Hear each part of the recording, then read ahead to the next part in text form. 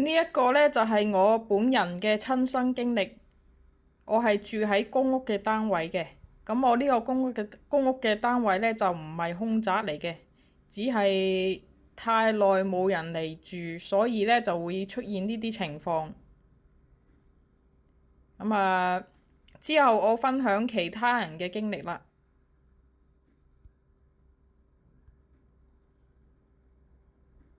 呢一個就係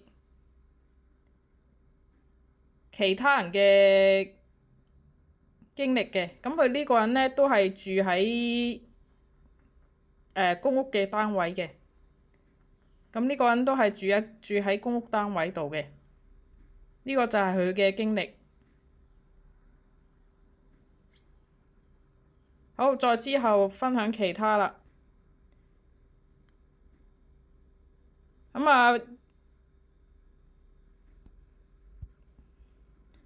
呢一個呢，就係發生喺酒店嘅，咁呢個人呢，就喺澳門嗰度呢住酒店，咁經歷過呢啲事情嘅。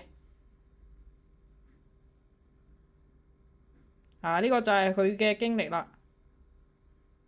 呢個係佢嘅上半部分嘅經歷。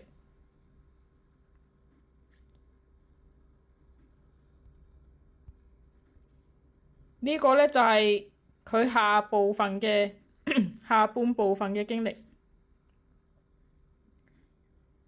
呢個係佢嘅下半部分經歷。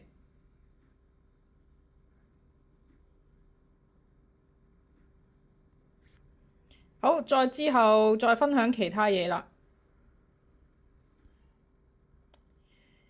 呢一個呢，就係另外一個人，咁佢就自己親身嘅經歷，就係咁樣嘅個情況。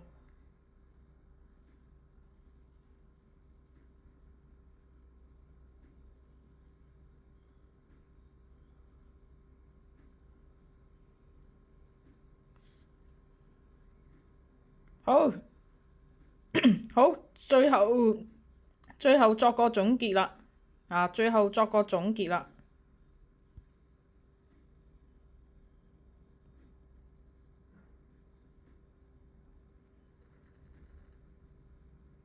就係呢個，無論係酒店、住宅定係醫院定係停車場等等，都係無一幸免嘅。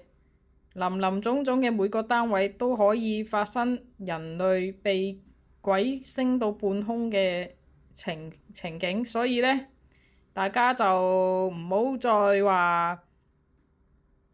再特定話喺邊啲地方邊啲單位先至會發生啦。其實係任何地方都會發生嘅。任何地方、任何單位、住宅，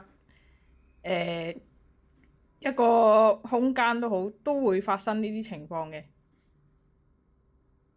咁分享嚟到呢度啦。